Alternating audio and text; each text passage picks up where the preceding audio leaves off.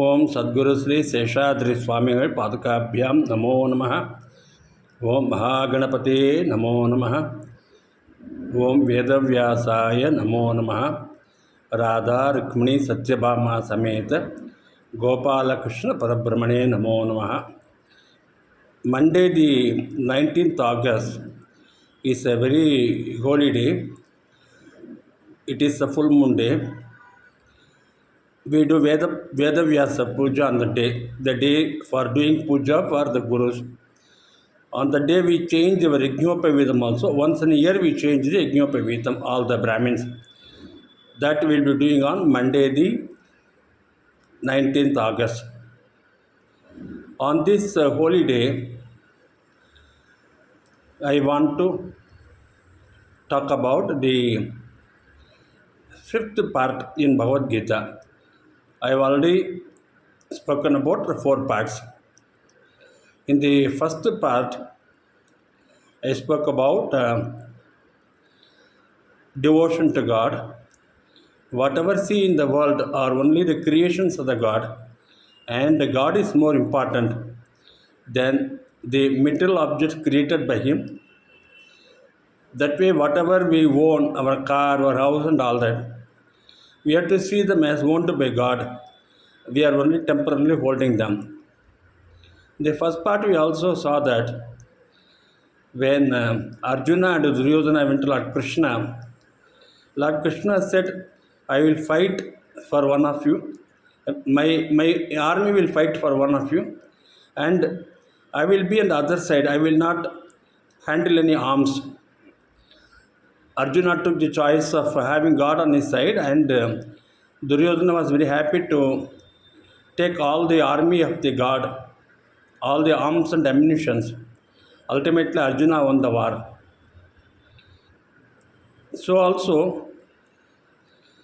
we saw that on the battleground, King Yudhishthira prostrated before Bhishma Pitamaha.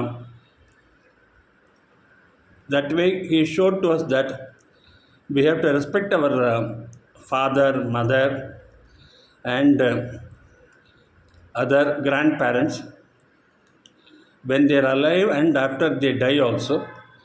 That is our foremost duty. Whatever sraddha we have to do for them after death, we have to do that meticulously. We also saw that Duryodhana was so greedy for land. He did not agree to give even a very small quantity of land to Pandavas.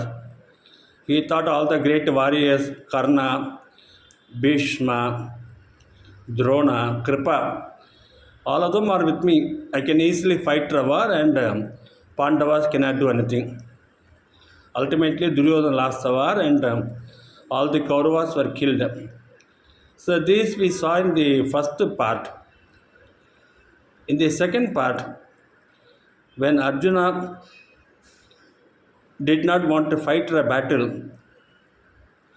seeing all the Kauravas as his relatives and not as enemy soldiers, Lord Krishna advised Arjuna that whatever is your swakarma, you have to do that. Certain duties are mandated as per the birth. These are called swakarma in Vedas. And the swakarma for kings is that they have to fight the battle for the welfare of the people. That way, Lord Krishna counseled Arjuna that the battle was not of your making. The battle was imposed only by the Kauravas. So you have to fight the battle. If you win the battle, you get name and fame. And if you lose the battle, you get very high position in the kingdom of God. That is the point spoken in the second part. And so many dharmas were also said in the second part. Swalpam apyasya dharmasya trayate mahato bhayat. Even a small quantity of dharma will save all of us from the greatest danger in our life. And the several dharmas we saw bhudanam, we saw charity for education, annadanam, charity for livelihood, and charity for gracefully disposing of the dead bodies. There are so many charities, charity for marriage, and if one does all any of the charity, even if a small quantity, that saves him from the greatest dangers in the lifetime and after death also. In the third part, I spoke about devotion to God, and devotion to God is not a very big time-consuming activity. It also does not consume any material resources. God doesn't require all that. God requires only bhakti. Even if you offer a single tulasi leaf, a spoon of water, uddarani of water, a single fruit, if you offer any of these with a great devotion, that is accepted by God, provided you have a pure mind. That way, we also saw that Tulasi is very important in the case of worship of Lord Vishnu, and Vilvam leaf is for Lord Shiva. Ekam cha Vilvam Salilam cha Kinchite Samarpitam Sankaramodni Bhaktya Samantrakam Dena Amantrakova. Even if you don't know any mantra, also it is okay. No need to chant any mantra. If you know the mantra, you can chant the mantra. Bhakti is more important. A single bilva leaf, a small quantity of water offered as Abhishekam to Lord Shiva, that is considered to be the greatest bhakti. Going a step further, the Lord also said, whatever activities you perform, whatever mantras you chant, and whatever food you eat, whatever yajna you perform, all these you dedicate to me. That means you are offering to the cosmic soul as bhakti. That way we saw that in the second part, Karma Yoga. Karma Yoga means you do your duties without looking for the result, and do your duty as mandated by your birth in the Vedas. In the third part, we saw that devotion to bhakti is devotion to God is very important. Bhakti Yogam, Karma Yogam, then Bhakti Yogam. And in the fourth part, I was explaining about the sattvic food.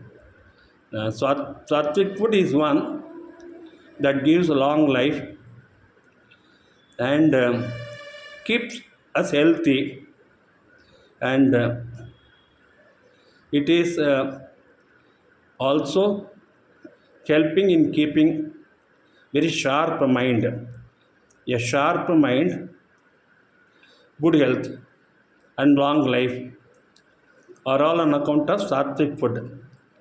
In sattvic food, I mentioned about raw rice, cooked raw rice, fruits, vegetables, milk, curd, butter, ghee, and what we call a sweet.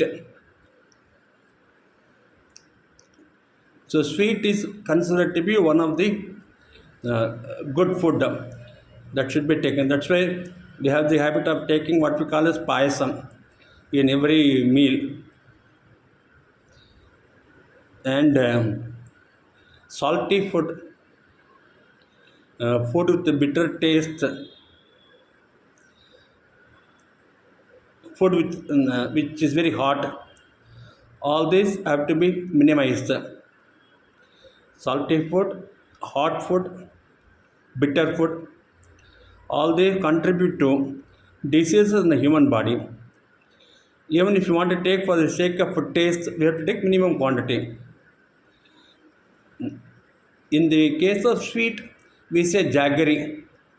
So jaggery is considered to be very good for health, and bitter taste and salty food, hot food, these all have to be avoided. Even if you take a small quantity of these items, God says, never take any food which is pungent smell or which is old one. Old food is always bad for health, and food smelling very bad, that's also not good for health. If we keep on cold drinks or anything for many days and then take it is very bad. So also any item you cook, rice and other things, we keep for a few days and then eat. That's also bad for health. So God says that you always avoid old food, pungent smelling food. You always take sweet, then vegetables, raw rice, then fruits. A small quantity of salty food, a small quantity of bitter smelling, bitter taste, a small quantity of hot food. So that way, food is very important to shape our character, our long life, and our intellect. And God also says that do not oversleep. At the same time, do not remain without sleeping. Follow middle path. Do not overeat. And at the same time, do not be hungry also. Do not do exercise for a very long number of hours. At the same time, do not remain without doing exercise. And God is also saying, whatever food you take, before that, you offer to other human beings, you offer to birds, animals, and only when you take the food after offering to others, it becomes good to you. All this explained in the fourth part. Now we are coming to the fifth part. In the fifth part, I am going to explain about Guru. Initially, our parents are our gurus. As per science and as per religion also, when the child in the mother's womb, it reaches 6 months, it starts hearing. Whatever is spoken, whatever is sung around that place in the house, that influences the skill of the child, the character of the child. That way, from 6 months of pregnancy, after a child birth, for first few years, the child is always with their parents. The parents are the first gurus. Normally, when we say guru, we mean the person who removes the darkness. That in the case of Vedanta and Vedas, guru is a person who removes ignorance associated with body, mind, and brain, and who is able to make us conscious about our soul. They are called as gurus. But then, even for ordinary purpose, after father and mother, the teachers who teach us in the school, the professors in the college, they are also our gurus only, in some way or other. But they do not contribute to spiritual welfare. But even then, their importance cannot be minimized. Who is the ideal guru? Who can be our guru? God says, the person who has seen the truth, the person who has seen the truth himself, and who is leading a very disciplined life, only he can be a guru. See, suppose you want the guidance of a blind person. How can he guide you? He cannot guide you. He himself must have seen the light. Only when he is conscious of the light, he can remove our darkness and make us realize the light. God says, Tadvidhi pranipatena pariprasnena sevaya upadeshyanti te jnanam jnaninaha tattvadarshanaha. God says jnanis. Jnanis are those who have seen the truth, who have seen the truth of the Brahman. So when you go to those jnanis, tadvidhi pranipatena, prostrate before them, pariprasnena sevya, do service to them. Pariprasnena, ask them questions. What are doubts you have, you ask them. When you do all this, those jnanis, upadeshyanti te jnanam. They will illuminate our mind. They will enlighten us according to their own nature. So first thing is we have to identify the Guru. Guru is one who is already enlightened, and we should be very humble, prostrate before him, and do service to him. After that, we should not be shy of asking questions. We should ask the questions and then get the answers. When we do that, the ignorance in our mind will be eliminated. God says that when there are lots of wood, burning wood, only those wood in fire can burn the other woods. The other woods are actually sins. Sins means whatever ignorance we have, darkness. So those woods can be burnt only with the other firewood, which is burning fiercely. The Guru is one person like that. When we talk about Guru, many of us may think why we need a Guru.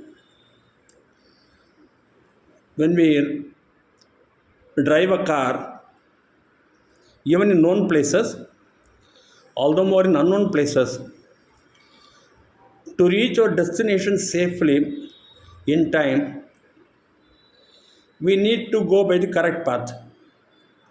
Sometimes we are confused whether we have to go straight, or you have to turn right, or you have to turn left.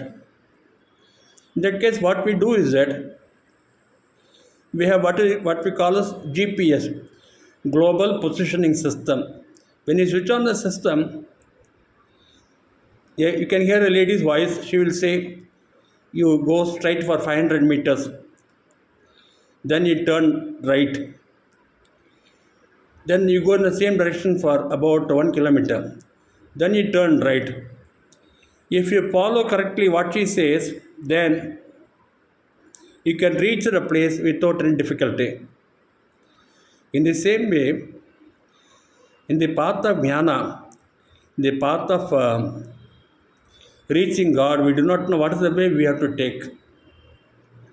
Sometimes you may be on the wrong path. Only when you go to a Guru who can show you the correct path and you follow the instructions, the guidance given by him, then you can reach the place very safely. One leading example in the case is Swami Vivekananda and Sri Ramakrishna Paramahamsa. Swami Vivekananda went to different people asking them, can you show me God? Many of them said they cannot. He asked them whether you have seen the God. They said we have not seen. Some people said we have seen the God. Then he asked them, can you show me? They said no, I have only seen the God, I cannot show you. When Swami Vivekananda, he was called Narendra before he got initiation by Sri Ramakrishna Paramahamsa. When he came to him, Paramahamsa told him, yes, I have seen the God. Then Vivekananda asked him, can you show me the God? Paramahamsa said, yes, I can show you. Vivekananda was very excited. Or here is one person who says, I can show you the God. Immediately, Paramahamsa took Vivekananda to the Ganges river nearby, and he pushed Vivekananda inside the water, holding his palm on the head of Swami Vivekananda. Vivekananda did not understand what is happening. He cried, "Mad, mad, mad, I am being killed." After some time, Sri Ramakrishna Paramahamsa took his hand, and Vivekananda came out of the waters. Sri Paramahamsa said, "Now you cried so aloud for your life. If you have the same thirst and hunger for God, God will be visible to you. You should have that commitment, the desire, the thirst to see the God." In the same way, in South India, when Paul Brunton came to see Kanchi Mahapariva,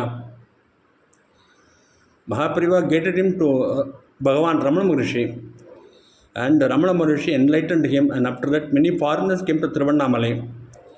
They all had the benefit of Bhagavan Ramana Maharishi. So also Mahan Seshadri Swami was there in Tiruvannamalai.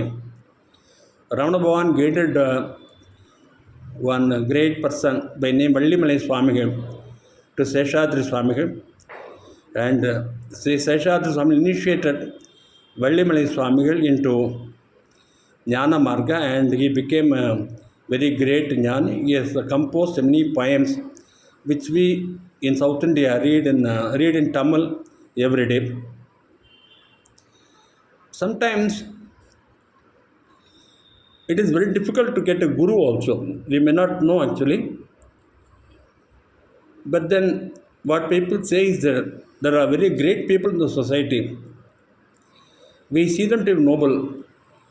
Whatever way they follow, we should also follow that. That's what say Krishna also says in Bhagavad Gita. We always have the description of God as Sahasrasirsha Purushaha Sahasrachas Sahasrapat. We say that God is having thousands of head, thousands of feet. One way of thinking will be to think that God is infinity and thousand means infinity. Another way to understand is that God is there in every one of us. Whatever other human beings we see, whatever animals or plants we see, God is present in every one of them. And if we keep our mind calm and listen to what they talk, possibly we will know the ultimate truth from them, even when they do not know what they are saying is ultimate truth. That's what Saint Thiruvalluvar said in Tamil. எப்பொருள் யார் யார் வய கேட்பனும் அப்பொருள் மெய்ப்பொருள் காண்பது அறிவு. Apart from that, in God's creations, every living being has got some lesson to teach us.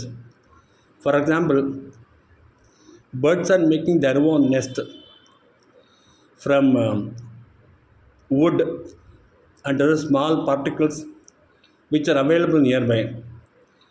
They have not studied in engineering college for making a house, but they are able to make a house.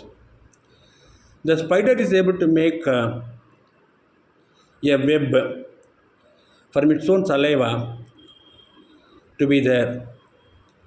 When a spider is making, when a bird is making, why not we also make a separate requirement for us, even though we may not be engineers or doctors or whatever it is. That way we can learn hard work, self-confidence, everything from other living creations. So Guru is very important in our life, and no person knows everything at the time of his birth. So these are all the some of the important points regarding Guru. The next aspect I want to share with you is that people are trying to spread that Sanatana Dharma is creating all the caste and all that. Actually, in our Sanatana Dharma, there are no castes. All these castes came into existence because in olden days, people were living in different villages. There were no central mechanism like judiciary or colleges or hospitals like that, or water sharing, irrigation, whatever systems we have now in the modern times. In the olden times, in very ancient times, they did not have any of these. So each village was a separate entity. They had a panchayat system where the village elders used to talk to the people, make them follow the normal moral codes. Whenever there is a difference opinion, they used to make conciliation among the people. That every village is a separate system. Every village had a name by some caste, and each village was bound by a particular rope. You can imagine like that. All these ropes together of different villages made a mighty nation, Bharat. Now we have population 140 crores. We cannot bend all of them by a single rope. So there are different ropes whereby different villages were tied, and all these were tied together as a big nation. That's how the caste system has come. We have what we call as varnas also, and ashramam also. In Bhagavad Gita, Lord Krishna says,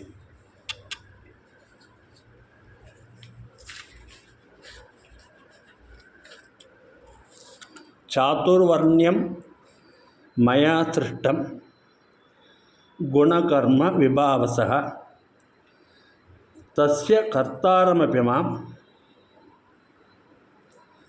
Tasya Kartaramapimam Vidya Kartaram Abhyayam. Lord Krishna says, according to one's own gunas, character and karma, I have created 4 varnas, but do not consider me as a karta for this. You consider me as akarta for this. Tasya kartaram apimam vidya kartaram avyayam. So the first part of sloka, he says, I only created 4 varnas. But I am not, do not see me as a person responsible for the 4 karmas. This is a very paradoxical statement. And before I talk about the varnas, I make it very clear that there is no connection between karma or caste.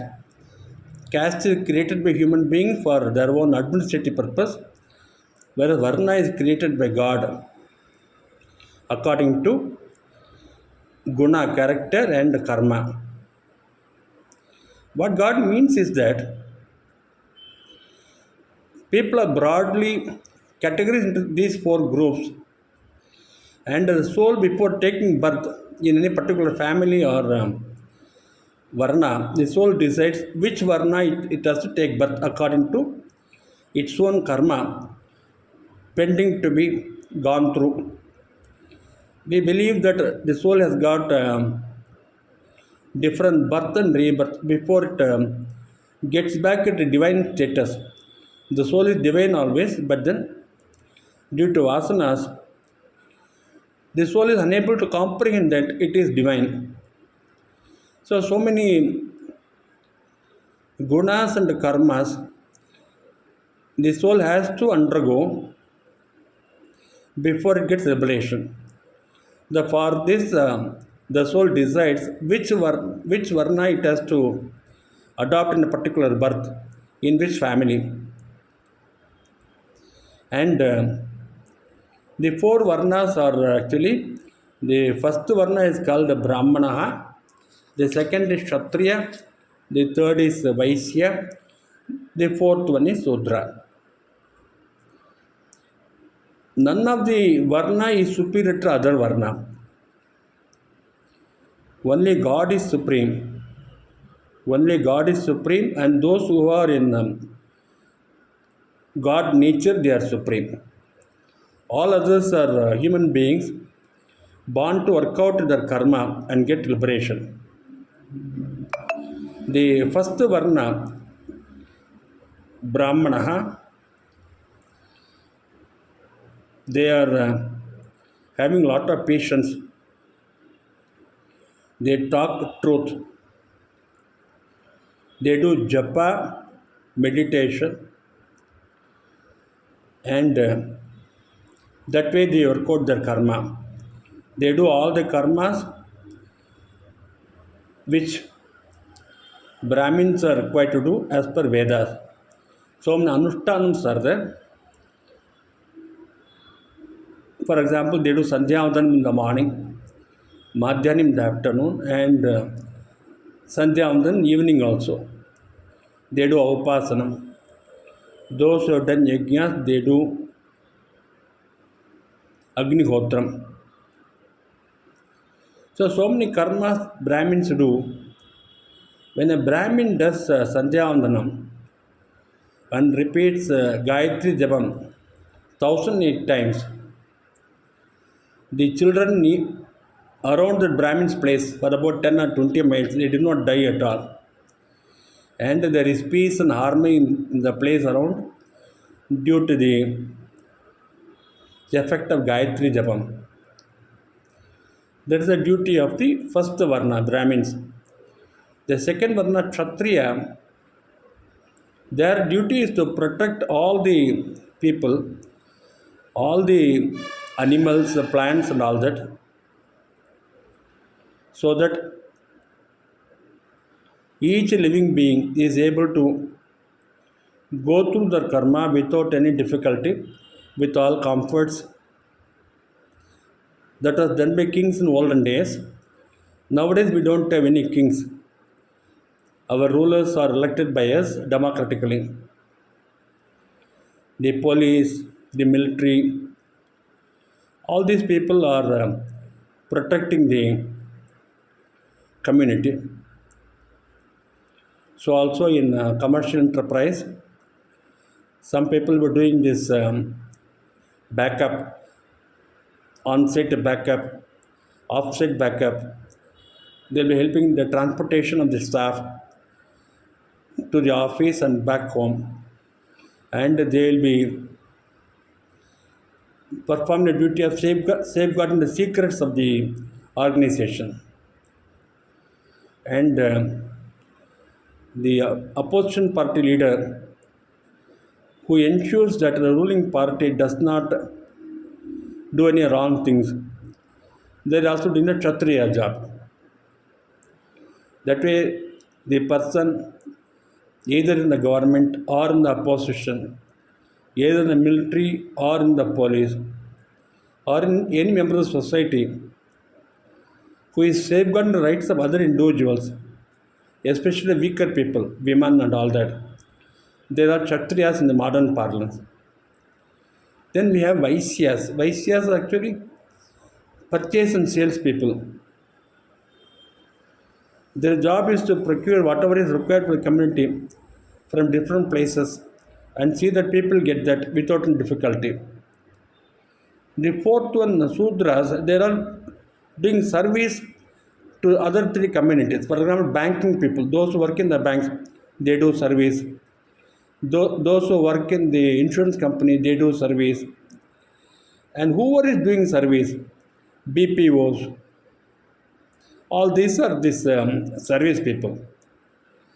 The duty of each of these varna is to work for the betterment of the society, and in the process see that whatever karma is pending for them is got over. And due to such noble service, noble act,